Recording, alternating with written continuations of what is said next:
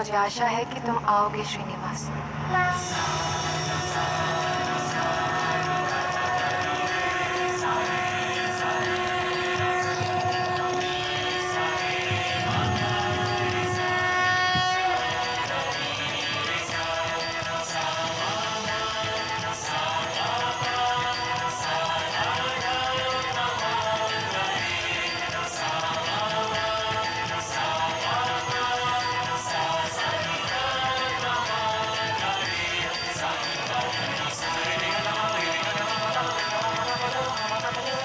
शंकरार तो हो चुका है, अब प्रतियोगिता आरंभ करे राजकुमार वासु।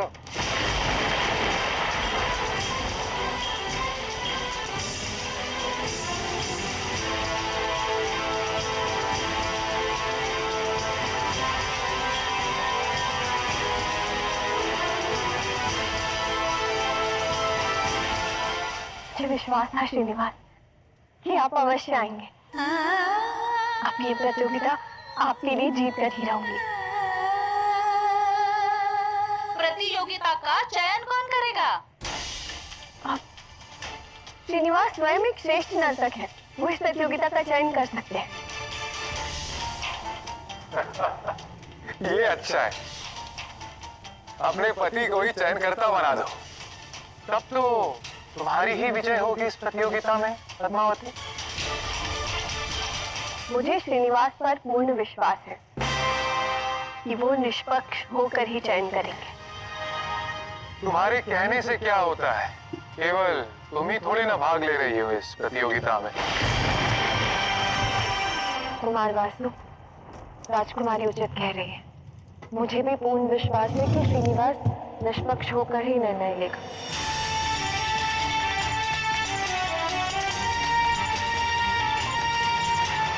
यदि तुम दोनों को ऐसा लगता है तो ठीक है।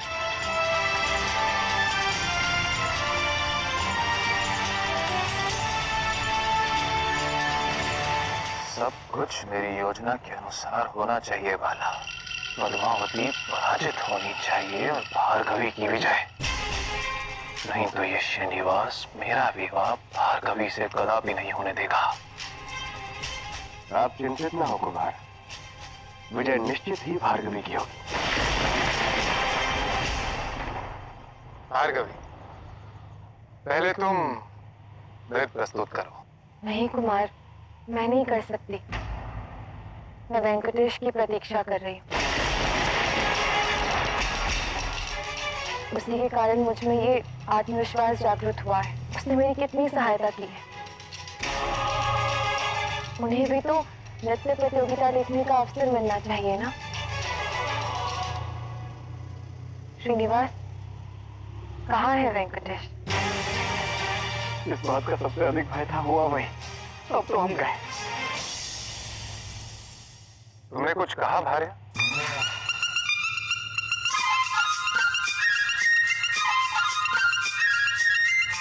राजकुमार वासु, मैं अपने पति को कोस रही थी बस। लेकिन हम सब यहाँ कितने उत्सुक हैं इस नृत्य प्रतियोगिता के लिए, किंतु मेरे पति देव के कारण ही नृत्य प्रतियोगिता आरंभ नहीं हो पा रही है। न जाने कहाँ रह गए हैं वो। श्रीनिवास, वो तो आप ही को ढूंढने आए थे ना, तो आप ही बता दीजिए कहाँ रह गए वो हुआ कुछ ऐसा कि वेंकटेश आए थे मुझे बुलाने, किंतु गोविंदराज उनका स्वास्थ्य बिगड़ गया। तो उनका ध्यान रखने के लिए किसी को तो रुकना था और मुझे तो यहाँ आना ही था। तो वेंकटेश वहां रुक गए, वो गोविंदराज का ध्यान रख रहे हैं। वो दोनों भी नहीं आ पाएंगे, तो मुझे ऐसा लगता है उचित यही होगा कि हम इस प्रतियोगिता को आरंभ करते हैं। ठीक है, प्रतियोगिता आरंभ की जाए। हे नटराज, मुझे आशीर्वाद दीजिए कि मैं इस परीक्षण को शुद्ध रूप से प्रस्तुत कर सकूं, जो श्रीनिवास ने मुझे सिखाया है।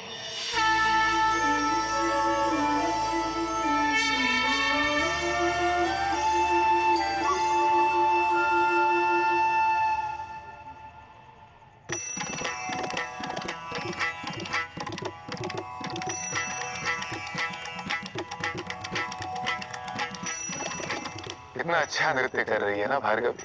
अब तो निश्चित ही भार्गवी की ही विजय होनी है। आनंद तो तब आएगा जब पद्मावती नृत्य करने आएगी। आज पद्मावती जो वस्त्र पहन के नृत्य करने वाली है, उसमें महीन कांटे लगवाने वाला हूं मैं। कुछ तो करो श्री, बचा लो राजकुमारी पद्मावती को। इस वासु ने छल किया है उनके साथ।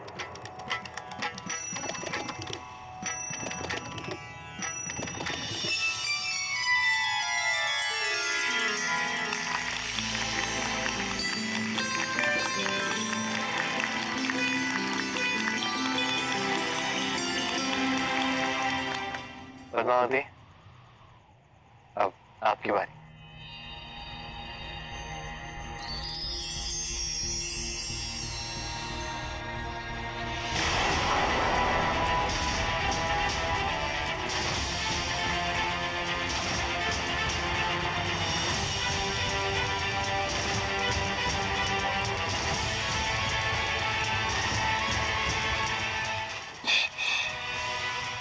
आनंद लेने दो। कुमार वासु, पद्मावती ने वो वस्त्र नहीं पहने हैं जो हमने उसके लिए भेजे थे। ये कोई विभिन्न वस्त्र है।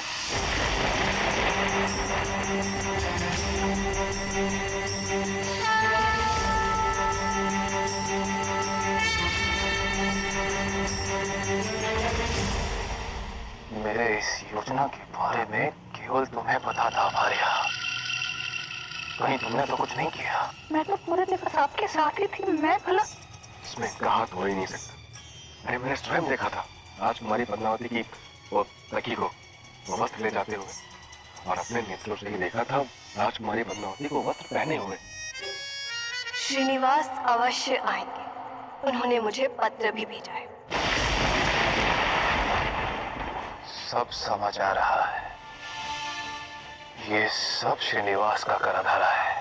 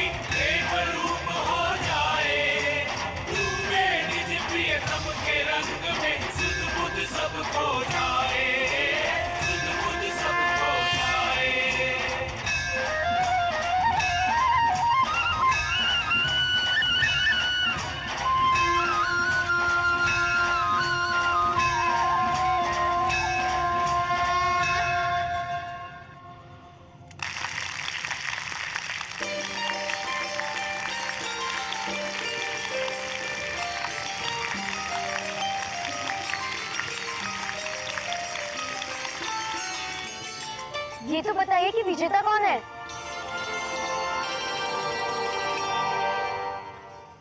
पहले मैं आप सबको ये बताना चाहता हूँ कि नृत्य है क्या। नृत्य केवल सुंदर मुद्राएं बनाना नहीं है। नृत्य तो एक आनंद है, एक प्रार्थना है। नृत्य भावनाओं का मेल है। और जब भी कोई व्यक्ति अपने मन की बात सुनता है फिर नृत्य करता है तो वो केवल नृत्य नहीं रहता, तब वो नृत्य प्रेम का रूप ले लेता है। साक्षात नटराज की भांति। जब भी वो नृत्य करते हैं तब क्या होता है, उनके नाद पर यह समस्त संसार झूम उठता है। बस वही है नृत्य। अब रही बात कि आज यहाँ इस प्रतियोगिता में कौन विजयी हुआ है,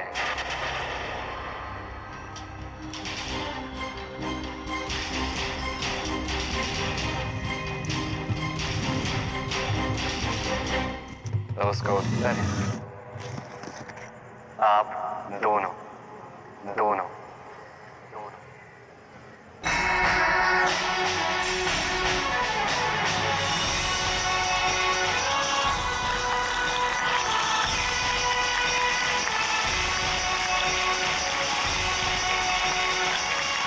मैं बता नहीं सकता ये कहते हुए मुझे कितना आनंद हो रहा है। अब दोनों ही एक समान थे। अत्यंत श्रेष्ठ नृत्य किया है आप दोनों ने। अब दोनों में मैंने साक्षात नटराज की छवि ही देखी।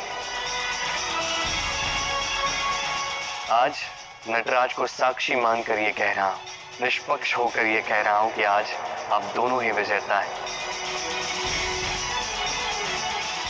बस उन लोगों के अतिरिक्त जिनके मन में ही खोट है।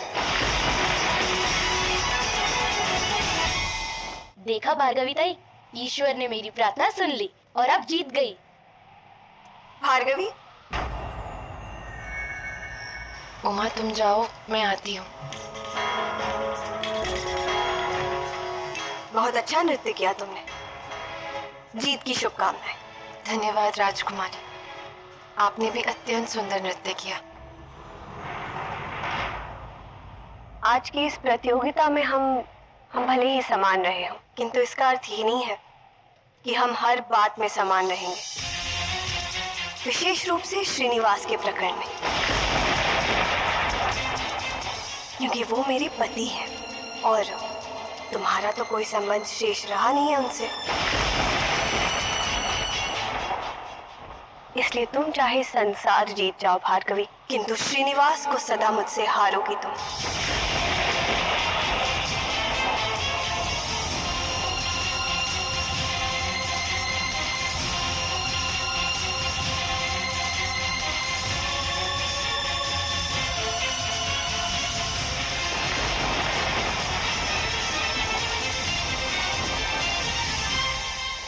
राजकुमार वासु, आज आपने दिन भर मेरा बहुत ध्यान रखा, उसके लिए आपका बहुत बहुत धन्यवाद।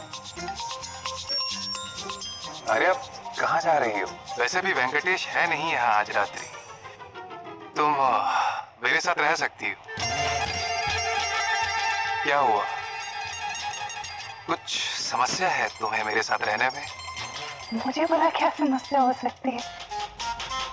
चलिए।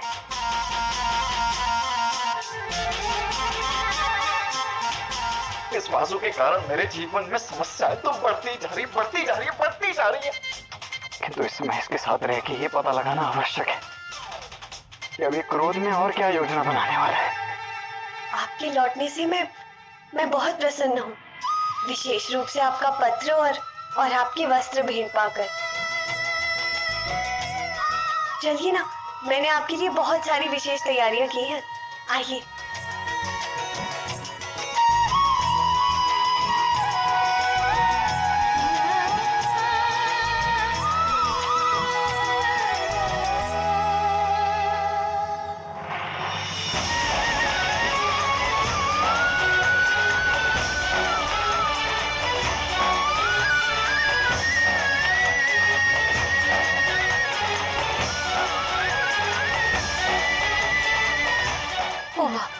मैंने कहा था ना तुमसे कि मैंने श्रीनिवास का अपमान किया है, वो मुझसे बात करने नहीं आएगा। राजकुमारी पद्मावती उचित कह रही थी, श्रीनिवास और मेरे मध्य अब कुछ शेष नहीं रहा। उमा, मैं राजकुमारी से श्रीनिवास को सदैव के लिए हार चुकी हूँ।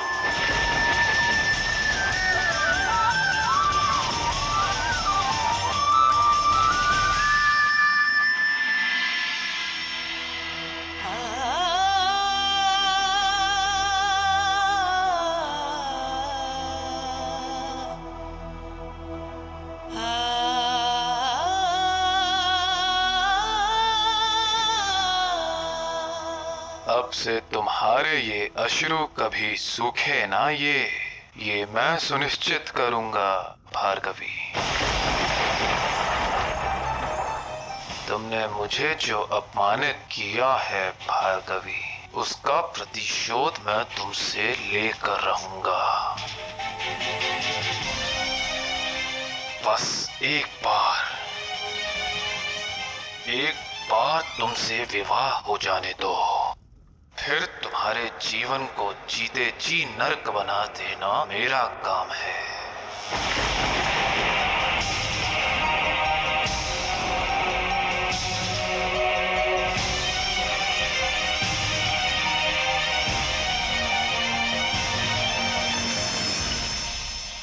भार्गवी,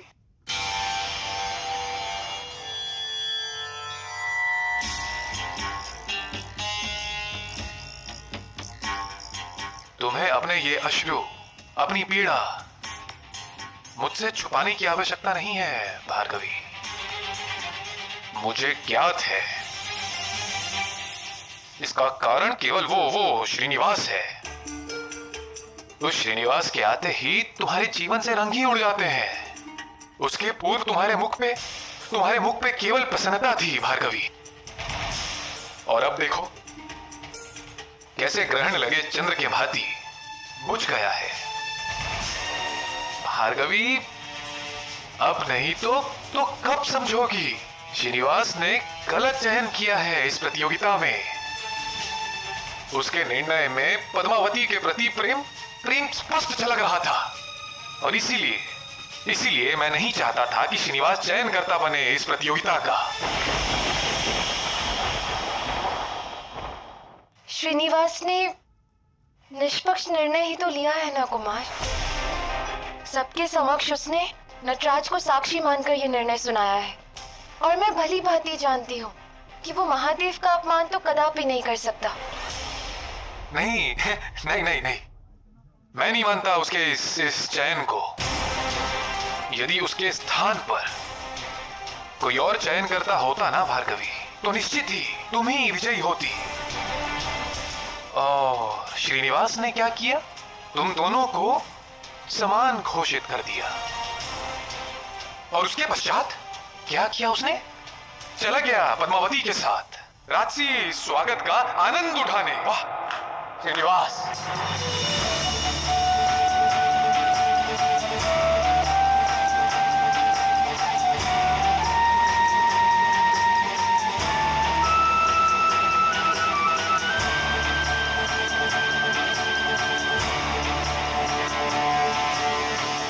श्रीनिवास, आज आपके स्वागत में मैंने आपके सभी प्रिय व्यंजन बनाए हैं।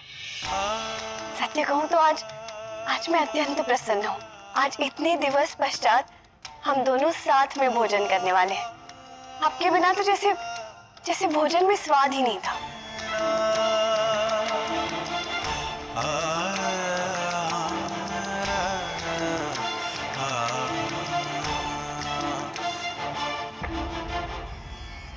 श्रीनिवास को तुम्हारी कोई चिंता नहीं है भार्गवी, परंतु मैं तुमसे अत्यंत प्रेम करता हूँ, इसीलिए तुम्हें ढूंढता हुआ कबीरपुर तक आ गया, और तब से तुम्हारे साथ हूँ, क्योंकि मैं तुम्हें पीड़ा में कदापि नहीं देख सकता भार्गवी, और इसीलिए तुम्हें मेरा प्रस्ताव स्वीकार कर लेना चाहिए भार्गवी।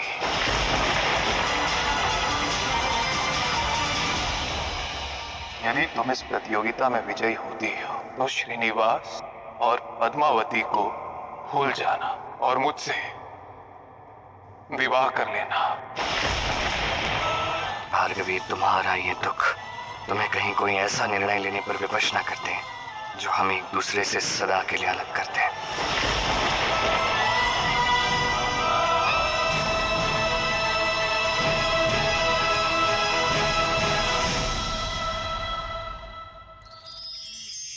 अधिकतर मनुष्य ऐसा कहते हैं कि समय बड़ा ही बलवान होता है, उसमें बड़ी शक्ति होती है। समय स्वयं नहीं दिखता, किंतु हमें सब कुछ दिखा जाता है।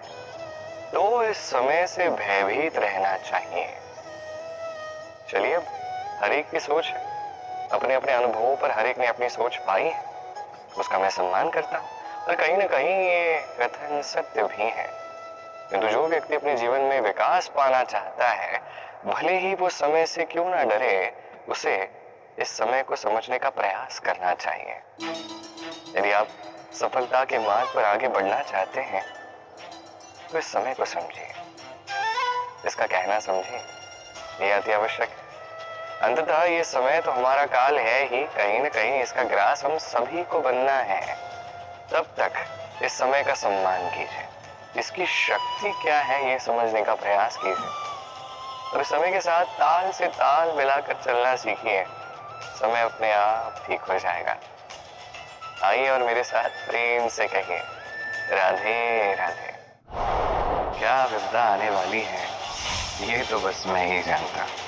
जागो कोलासुर, जागो! जिस कार्य को तुम बीच में छोड़कर गए थे, उसे परिणाम तक पहुंचाने का समय आ गया।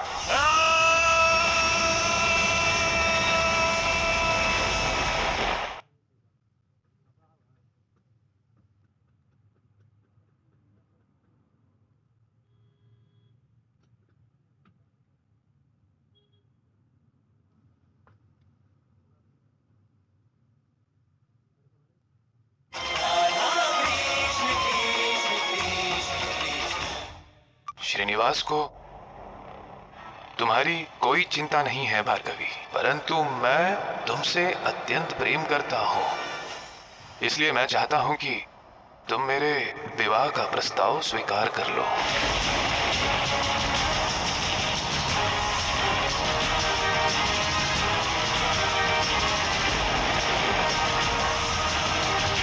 नहीं कुमार वासु, मैं आपसे विवाह नहीं कर सकती, नहीं कर सकती, नहीं कर सकती। तुम उस दो कौड़ी श्रीनिवास के लिए तुम मेरा प्रस्ताव स्वीकारने से मना कर रही हो भार्गवी। तुमने स्वयं कहा था ना, यदि तुम इस प्रतियोगिता में विजयी होगी तो तुम मेरा ये प्रस्ताव स्वीकार कर लोगी। कहा था या नहीं भार्गवी? यदि मैं इस नृत्य प्रतियोगिता में विजयी होती हूँ तो मैं आपके इस प्रस्ताव के विषय में सोचूंगी। जहाँ तक मुझे स्मरण है कुमार वासु, हमारे मध्य ये बात हुई थी कि यदि मैं इस प्रतियोगिता में विजयी होती हूँ तो मैं आपके इस प्रस्ताव के विषय में सोचूंगी। किंतु इस प्रतियोगिता में मैं और राजकुमारी पद्मावती समान रहे। ना ही मैं पराजित हुई हूँ और ना ही मैं पूर्ण रूप से विजयी हुई हूँ।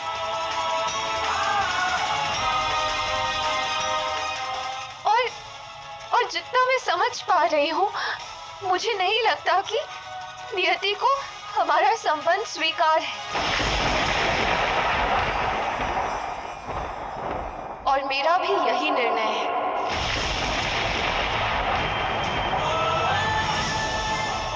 मुझे विश्वास है कि अब हमारे बीच की दूरियां शीघ्र ही समाप्त हो जाएंगी भार्गवी, और मैं तुम्हें विश्वास दिला पाऊंगा कि मैं तुमसे कितना प्रेम करता हूँ।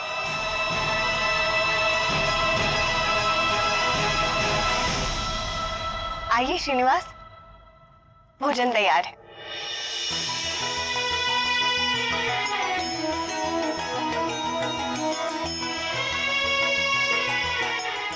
आपके मुख की ये मुस्कान देखकर तो लग रहा है कि आप भी लौटने पर उतनी ही प्रसन्न है जितनी मैं। सत्य कहूं तो मैं वेंकटेश की बहुत आभारी हूँ जो वो समय से आपको यहाँ ले आया, किंतु अब मेरा यहाँ एक क्षण भी रुकने का मन नहीं है श्रीनिवास। देखिए, आपको महादेव के मंदिर जाना था दर्शन के लिए, वो आपने कर लिया। अब यहाँ रुकना व्यर्थ है श्रीनिवास, इसलिए कल सूर्योदय होते ही हम करवीरपुर से चले जाएंगे। अब और कोई बहाना नहीं है श्रीनिवास, अन्यथा मैं समझूंगी कि आपके लिए मेरी भावनाओं का कोई मोल नहीं है। उचित है। आज तक तुम्हारी भावना का सदैव मान मैंने रखा है, आगे भी रखूंगा। अंततः तुम मेरी पत्नी हो पद्मावती। यदि तुम चाहती हो कि कल हम करवीरपुर से प्रस्थान करें वेंकटगिरी पहुंच जाएं, तो ऐसा ही होगा। ठीक है, तो मैं त्रिवेणी से कह देती हूँ कि वो कल की यात्रा की तैयारियां आरंभ करे। चाहे जो कुछ भी हो जाए, मैं जब तक अपनी भार्गवी को, अपनी श्री को यह आभास नहीं करवा देता कि इस संसार में किसी से भी प्रेम करने से पूर्व स्वयं से प्रेम करना आवश्यक है, तब तक मैं ये स्थान छोड़कर जा नहीं सकता। और इसका अर्थ ये है कि अब मुझे जो कुछ भी करना है उसके लिए समय मात्र एक रात्रि का है। अब समय आ गया है कि श्रीनिवास और भार्गवी अपने प्रेम से संसार को प्रेम का पाठ पढ़ा दें। तुम विवाह का मंडप छोड़कर आई, मुझे सबके समक्ष अपमानित करके, किंतु मैं फिर भी तुम्हें ढूंढता हुआ यहाँ तक आया, करवीपुर तक। हर पल तुम्हारा साथ दिया मैंने, तुम्हारे मुख पर प्रसन्नता देखने के लिए मैंने क्या कुछ नहीं किया भार्गवी। आई के घर तुम्हें रहने का स्थान दिया, इस गांव में लोगों के समक्ष तुम्हें आदर सम्मान दिया। अपनी बहन के विरुद्ध हो रही इस प्रतियोगिता में मैंने केवल तुम्हारा साथ दिया भार्गवी, केवल तुम्हारा।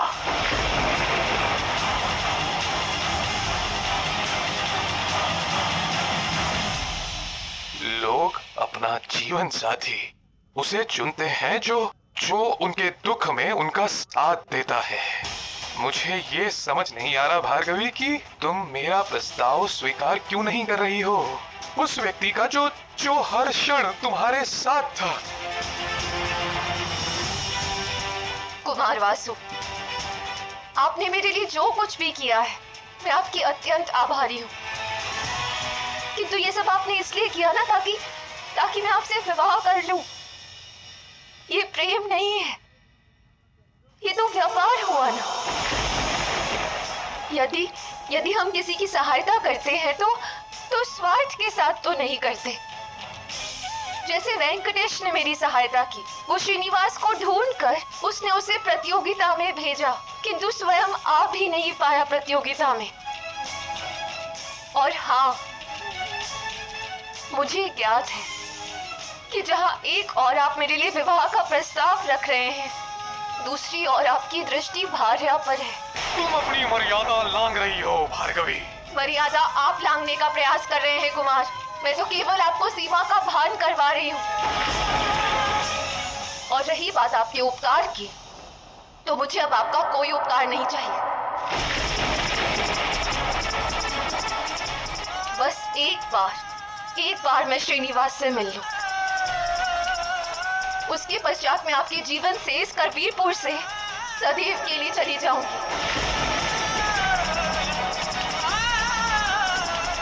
और आज तक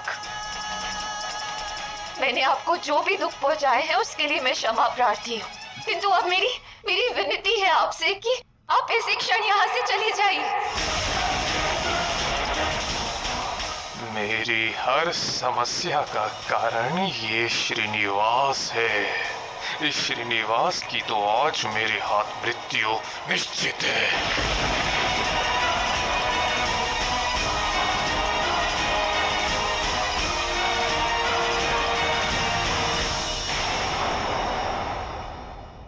इस वासु ने तो इतना कड़ा पहरा लगाया है कि ना मैं यहाँ से बाहर जा सकता हूँ, ना ही श्रीनिवास से मिल सकता हूँ। और श्रीनिवास भी मुझे कहाँ ढूंढेगा?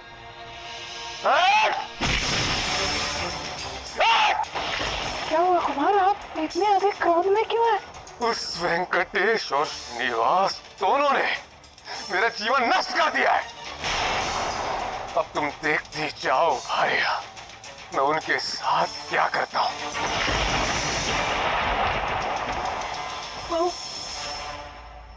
क्या करने वाले हैं आप उनके साथ? उस श्रीनिवास को तो मैं बाद में दंड दूंगा, किंतु उसके पूर्व मुझे वेंकटेश को पाठ सिखाना आवश्यक है। तुम मेरा साथ दोगी ना भार्या?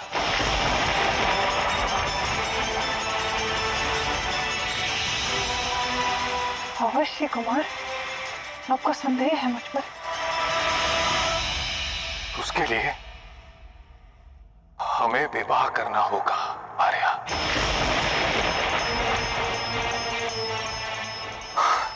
क्या?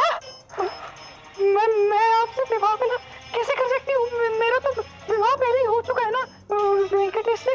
तुम तो वैसे भी मेरे साथ वेंकटगिरी चलने वाली थी ना भार्या, तो भूल जाओ वेंकटेश को। हाँ, चलो मेरे साथ, हम आज ही विवाह कर लेते हैं, चलो। कुमार रुकिए ना। मैं वो क्या? मेरा बड़ा मन था कि मैं आपसे अत्यंत सुंदर और सर्वश्रेष्ठ वस्त्रों और आभूषणों में विवाह करूं। अभी देखिए ना, मेरे पास तो सुंदर वस्त्र और आभूषण भी नहीं है। अब कैसा लगेगा एक राजकुमार से विवाह करने वाली यदि राजकुमारी की भांति सजी धजी ना हो। इसलिए मैं चाहती हूँ कि मैं सर्वश्रेष्ठ वस्त्रों में ही आपसे विवाह करूं। मेरी बस इतनी सी विनती है। मेरी ये विनती आप स्वीकार करेंगे ना? यदि तुम यही चाहती हो तो ठीक है। तुम्हें जो जो वस्तुएं चाहिए मैं सबका प्रबंध कर दूंगा, किंतु हमें कल सुबह ही विवाह करना होगा और तुम्हें आज यहीं रहना होगा मेरे साथ, मेरे इसी कक्ष में।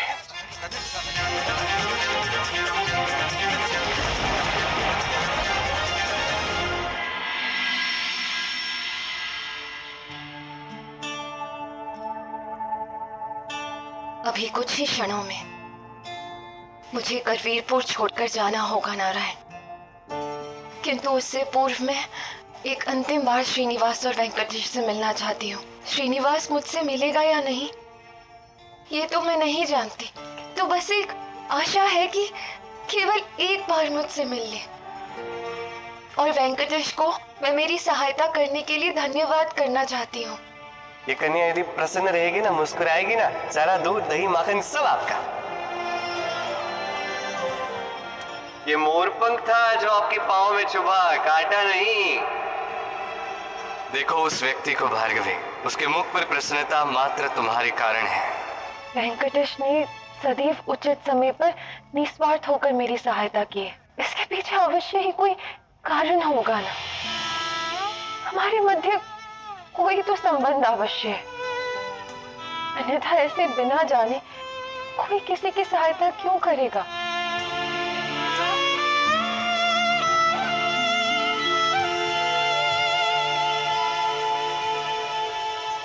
सहायता कीजिए मेरी नारायण, एक अंतिम बार श्रीनिवास को मेरे पास भेज दीजिए। मुझे मार्ग दिखाइए कि मेरे और वेंकटेश के मध्य क्या संबंध है, ताकि जब मैं एक अंतिम बार वेंकटेश से मिलूं तो मेरे मन में कोई संदेह ना रहे उसके प्रति जिसने मेरी इतनी सहायता की है। मेरी सहायता कीजिए।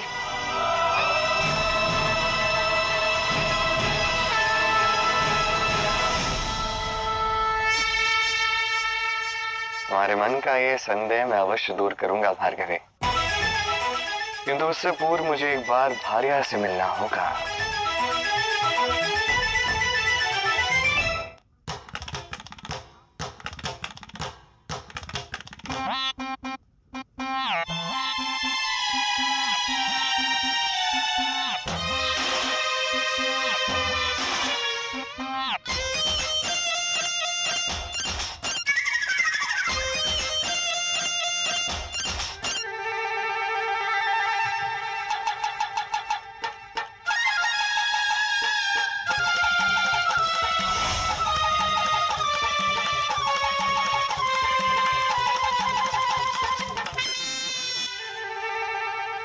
हे महादेव, मेरी रक्षा करना, मुझे साहस देना। राजकुमार वासु, मैं मुझे निद्रा नहीं आ रही थी ना, तो इसीलिए मैंने सोचा कि मैं थोड़ी सी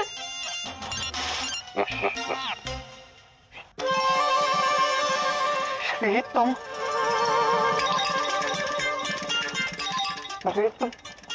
ना किसी दिन मुझे भयभीत करके मेरे प्राण ही ले लोगी।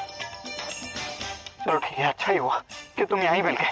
अब तुम आ ही गए हो तो हम शीघ्र से शीघ्र अपना सामान बांध कर यहाँ से भाग चलते हैं। क्योंकि इस वास्तु ने निर्णय कर लिया है कि ये मुझसे विवाह करके ही रहेगा। हम चाहे जो कुछ भी कर ले गोविंदराज, अभी भागने का समय नहीं आया है। अभी एक अंतिम कार्य शेष है, सबसे महत्वपूर्ण कार्य शेष है, और उसमें मुझे आपकी सहायता की आवश्यकता है। क्या कह रहे हो? समझ आ रहा है तुम्हें कुछ? अरे ये मुझसे विवाह करने वाला है, विवाह की बात चल रही है मेरी। अच्छा मेरी बात सुनिए, योजना तो मुझे कुछ सुनना ही नहीं है, मुझे जाना ही नहीं। मुझे सुन तो लीजिए। अच्छा मैं आपको बताता हूँ, अब सुन तो लीजिए। मुझे जाना ही जाना।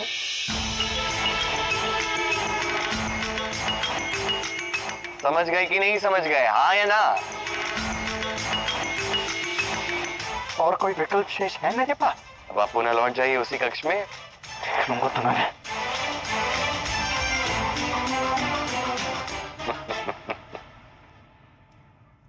चलो अब एक अंतिम कार्य शेष है। किसी भी पिता के लिए अपनी पुत्री की सुरक्षा सबसे अधिक महत्वपूर्ण होती है, और अब यही सुरक्षा ऋषि भृगु और राजा आकाश को करवीरपुर ले आएगी।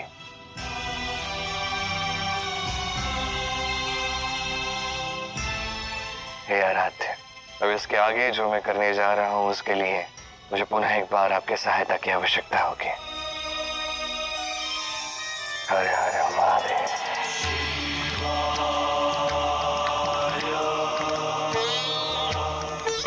ओम नमः शिवाय।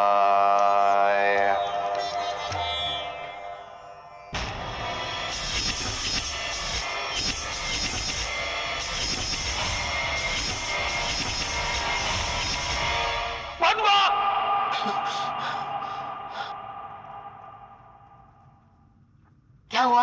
आपने कोई दुःस्वप्न देखा क्या? मैंने देखा कि भार्गवी किसी घोर संकट में है। क्या हुआ राजन? पद्मा संकट में है। मुझे अभी इसी क्षण प्रस्थान करना होगा।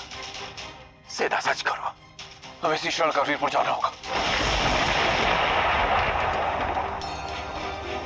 बस सारे पहिए अपनी गति से चल रहे हैं, अब बस प्रतीक्षा है तो सही समय की। उसके पश्चात मैं और भार्गवी पुनः एक हो जाएंगे।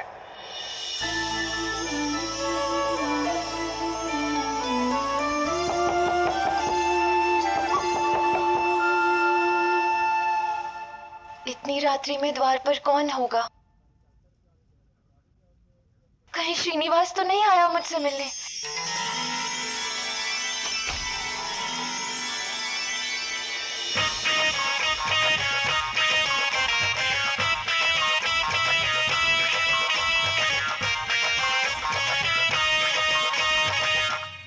द्वार खोलने से पूर्व मुख में मुस्कुराहट, और द्वार खुलते ही सामने वाले को देखते ही मुस्कुराहट कहीं अदृश्य हो जाती है। इसका मात्र एक ही अर्थ है, किसी और की प्रतीक्षा की जा रही थी, मेरी नहीं। बरोबर ना? हाँ, मेरे बिना कुछ कहे ही एक बार पुनः आप मेरे मन की बात समझ गए हैं। मैं श्रीनिवास की प्रतीक्षा कर रही थी। कोई बात नहीं, मैं क्षमा चाहता हूँ कि रात्रि के इस समय में मैंने आपका ऐसे समय व्यर्थ कर दिया।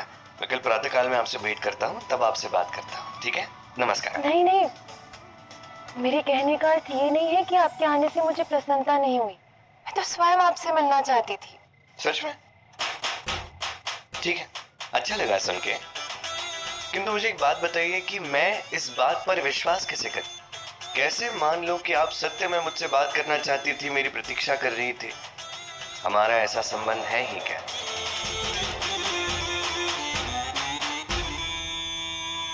काय झालं, काय विचार करताय?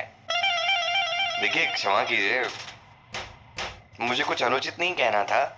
माझं म्हणणं हे होतं की मैं सत्य में नहीं जानता कि आप मेरे विषय में क्या सोचती हैं, मुझे क्या समझती हैं, क्या संबंध है हमारा, क्या आप मुझे अपना मित्र समझती हैं या शुभ चिंतक समझती हैं, कोई परिचित व्यक्ति जिसके जाने के कुछ समय पश्चात, कुछ दिनों में आप उसे भूल जाएंगी।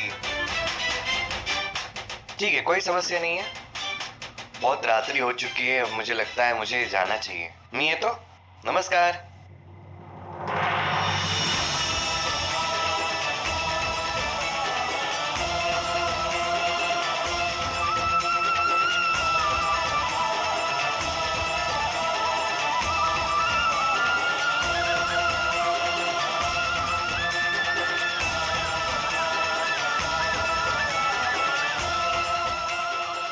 नारायण, वेंकटेश को जाते हुए देखकर मुझे वैसी व्याकुलता क्यों हो रही है जैसे जैसे श्रीनिवास को जाते हुए देखकर हो रही थी। क्या है मेरे मन में जो मैं स्वयं से भी व्यक्त नहीं कर पा रही हूँ।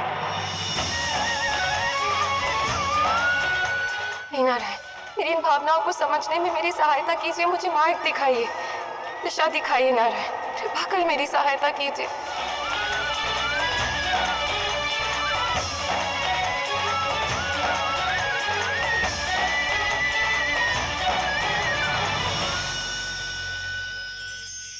जन्म और मृत्यु मनुष्य के जीवन के दो सबसे महत्वपूर्ण क्षण हैं।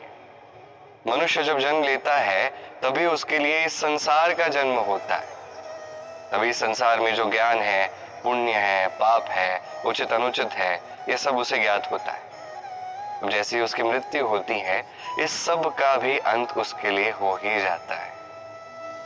अब जब मनुष्य जन्म लेता है तो प्रसन्नता के भाव में सभी में खीर बांटी जाती है, मिष्ठान बांटे जाते हैं, सभी ग्रहण करते हैं। और मनुष्य जब मृत्यु को प्राप्त होता है तब भी श्रद्धा कर्म के समय में भी खीर बांटी जाती है, सभी ग्रहण करते हैं। अब ये खीर हम भी अपने जीवन में चखते हैं, किंतु हमारे जीवन के सबसे महत्वपूर्ण ये दो क्षण, इन्हीं में हम इसे ग्रहण नहीं कर सकते। कब ग्रहण कर सकते हैं? जब उचित समय होता है। और उचित समय कब है? जन्म काल और मृत्यु काल, इन दोनों के मध्य का समय जीवन काल। इसी जीवन काल में आप खीर चख सकते हैं, स्वादिष्ट व्यंजन चख सकते हैं, श्रेष्ठ कर्म कर सकते हैं, पुण्य कर सकते हैं, इस संसार को प्रेरित कर सकते हैं। तो इस जीवन काल को व्यर्थ न जाने दें, इसमें अत्यंत श्रेष्ठ कर्म करें, महान बने और मेरे साथ प्रेम से कहें राधे राधे। क्या विपदा आने वाली